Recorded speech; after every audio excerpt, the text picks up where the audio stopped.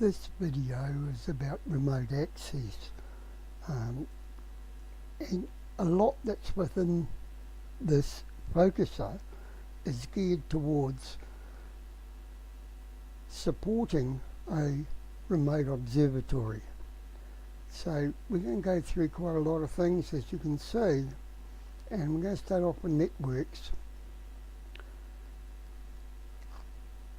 And this diagram depicts the overall network that's going to be used to access the focuser at the remote observatory. So looking on the local side, this is where the local computer is, like your home, whatever, and you have a computer, it's connected to a router or access point.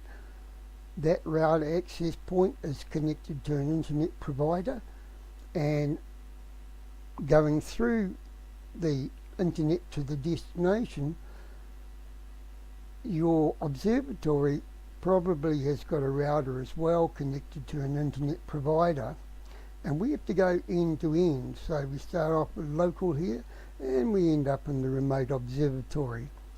And looking at the local side, what are the things that we need, or things that are going to support accessing a remote focuser? So if we look at ASCOM client, Indie client, the Linux app and the Windows app, they all talk to the TCP/IP server in the remote observatory, i.e. the controller. And there's also some other apps that I could use to do debugging, and I would normally use a web browser to access things like the management server, the web server, and some parts of Alpaca. In the remote observatory, we've got a focus controller, but you're going to have a lot of other things here, such as the controller will probably need 12 volts to run the focus controller and the stepper motor, or whatever motor you use. And so we need power. We need some computer here in the remote observatory to manage it all. We don't need a computer if we're using the S3 focus controller, because it can do all of that without a computer. But you've probably also got a camera and flat panel and filter wheel, and you've obviously got a mount. You may have sensors to shut the remote observatory roof, and you've probably got a rotator, and you've got a whole lot of USB hubs. So we'll have a look at what remote access means in terms of on client side and server side. So to look at these terms, server side and client side, what we've got on the client side is all the stuff that's local, right? So perhaps at your home, wherever you're running this from, these are all the things that are on the client side, and configuring these for a remote network is possible, and we'll go through some of what that entails. On the server side, we've got all the servers, and we've got Alpaca, we've got debug, we've got management server, we've got OTA, TCP/IP, and web server. Now, depending upon what your requirements are, you may decide not to implement some of these things, and that's your choice. Right, so what does our remote focuser need? Well, it needs a TCP/IP connection, and it needs a Wi-Fi connection between the controller and the router or firewall, and obviously it also requires power.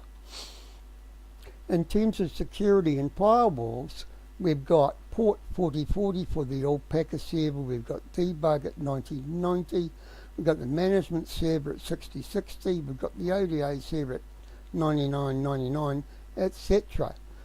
All these various ports for each server, we need something on the observatory to be able to, when we send a TCP/IP packet and it's addressed and it's using port 4040, we need that packet to be sent to the focus controller. So all those ports have to be mentioned and handled by the Remote Observatory access point.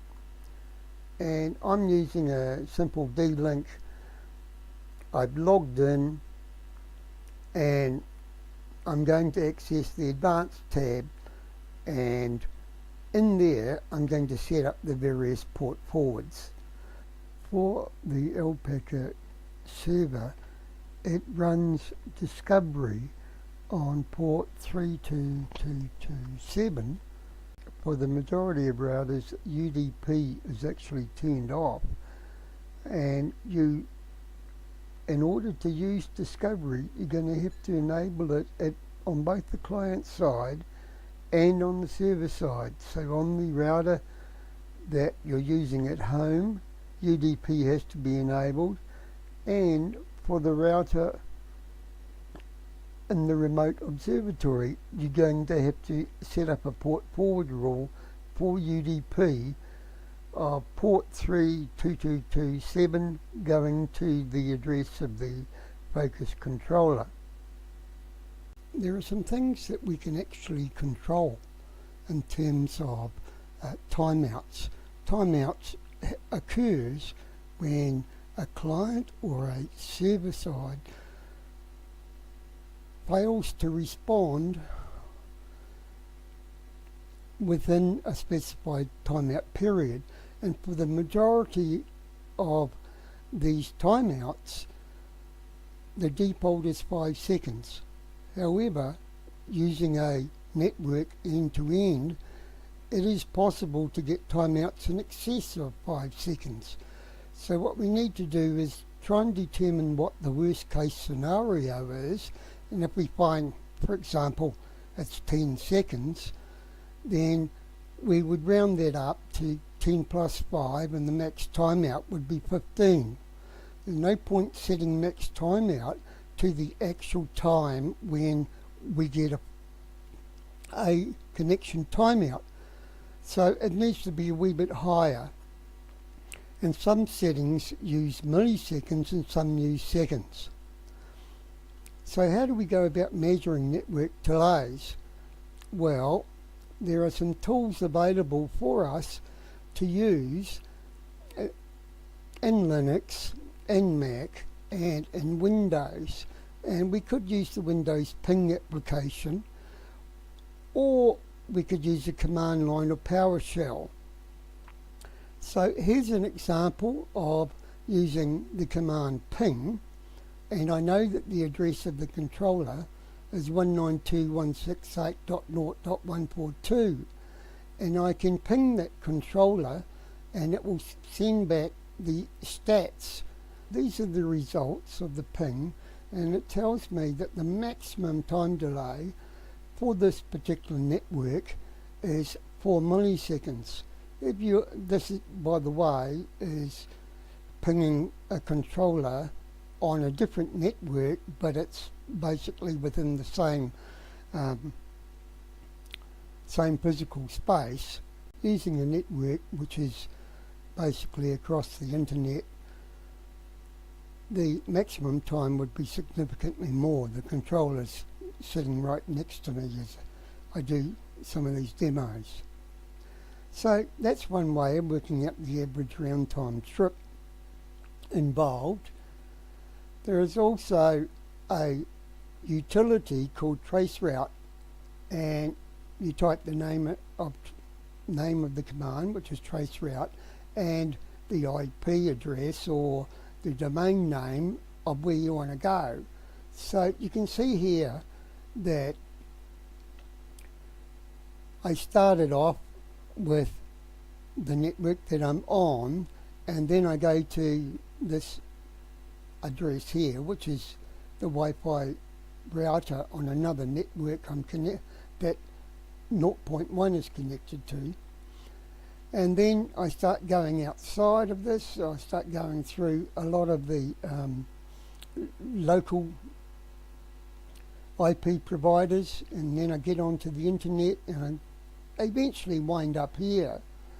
But you can see that each time it goes through something, it tells me how long it actually took. So when you start adding all these things up, it's quite a big total. So we can use traceroute to do that. Next, we could use the Windows app, and this is the latest S3 Windows app, and it has an inbuilt ping facility, and you find it on the Utils menu. It will then pop up this dialog which asks you for the TCP/IP address, and then you ping it. You don't need to specify a port because the TCP/IP handlers all know what port ping uses. That gives you an indication here of the round trip time, etc. So that's an example of using the Windows S3 application to ping the controller. And if it can't find the controller, then it will pop up this dialog which says that the destination host is unreachable. So it means that you haven't found a pathway from the Windows app here to the controller. You might have typed the address of the controller wrong, or maybe the observatory computer's offline, etc. Right. I want to look now at the S3 firmware itself, and to look at the various things we've got running on the controller and how we can manipulate those timeouts. Now, the Alpaca server, management server, and web server basically all use a web connection. So you access it using a web browser, and the controls for that concerning timeouts is completely different. For the debug server and the TCP/IP server, timeouts for the server are part of the actual server we're using, and we're using a Wi-Fi server currently now, a network server to handle those requests, and that network server has got timeouts associated with it. So for each of those, what do they look like? So here we are, the debug server, and you notice this new parameter down here called timeout, and currently it's set to 30 seconds. The TCP/IP server, and remember the TCP/IP server handles requests from the ASCOM driver, the Linux driver, and the Windows application. They all talk to the TCP/IP server, and currently I've got this set to 10, but I would normally put that to the same level as the debug server. So I would go and do the ping commands to the controller, work out what the maximum timeout is, add 5 seconds to that, and come back in here and plug these values in. And having plugged those in, the next thing would be to restart those servers so that they're now using the correct timeout value. Let's look at the client side now. If you were using Alpaca client, there is a way to set various timeouts for clients, and to do this you install the dev tools for the ASCOM platform, and that gives you access to the profiler. So when you're on the profiler, you can select a particular driver for Alpaca or ASCOM, and you can change the parameters for how the client sends and receives data, etc. For example, I'm running Nina, and I've accessed the focuser, and there's all this sort of information here about the particular Alpaca client and remote clients I'm actually using. So what that means is I can look at this driver in the ASCOM profiler to be able to set timeouts, etc. So when I run the profiler, I have here under focuser drivers, this is the Alpaca dynamic client, and you can see it's called myesp32s3, which was the name shown by Nina. And notice this, I got establish connection timeout, long device response timeout, and standard device response timeout. And those figures I can actually change. I just type the new value in, and that will be saved by the profiler into the details for this client. So, I mean, that's very easy to do. You just have to install the profiler. The other thing that you can do when you're setting up a remote client, we've seen this form before, there is the same values here illustrated on this form, and you can just go and you can change these and then click OK.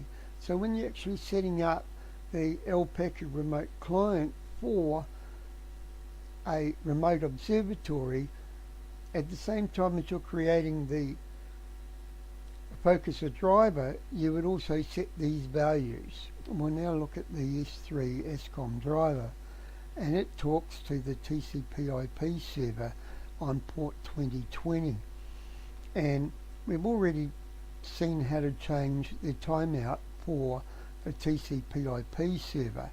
So now we'll go and have a look at the same things in the ASCOM profiler. When you start up the ASCOM driver, you can select a tab called delays, and you can alter the connection timeouts available that way. Whatever this is will override what's in the ASCOM profiler for this device, and so if I set it to 10, the established connection timeout will go to 10. We also in the ASCOM driver have a facility to auto reconnect. I will put smaller reconnect intervals, and if I load up the profiler and I look underneath focuser drivers, and I'm using the ASCOM myesp32s3 focuser, then coming down we've got a reconnect interval, which is what I had set to, but reconnect is not enabled. And I've got a socket timeout value, which comes from, again, the driver. I'm looking at the servers page, and notice these timeouts here for the debug server and the timeouts for the TCP/IP server. I've got the web server running. Here I am on the web server, and all these values were being updated in real time because they run in a script which is part of the page, and it issues an XHTML request to the server to return the position value, PO for position. So if I do that, it comes back with 2179. So that's all happening in the background, and that works fine when the controller is in the same physical spaces where you happen to be. But on an internet, we need to be able to change the time delays, or to accommodate greater time delays. And so if I go into, this is the management server, and because you wouldn't normally access this all the time, it's like a sort of hidden command. If I type X rates, it comes up with the XHTML refresh rates. So there are two priorities. You can have a high priority, means it's done more often than low priority. And currently I've got these set to 1000, I'm going to change the high priority to 5000 and the low priority to maybe 10,000. I can do this on the fly. I don't have to restart anything to do this. And if I want heap returned as a high priority item, I would set it high. If I didn't want it to be refreshed so often, currently 5 seconds, it could be refreshed at 10, I could set that low. So the real things you want to look for is position and is moving. They should be the highest priority, and the majority of other things can be low, because it really doesn't matter.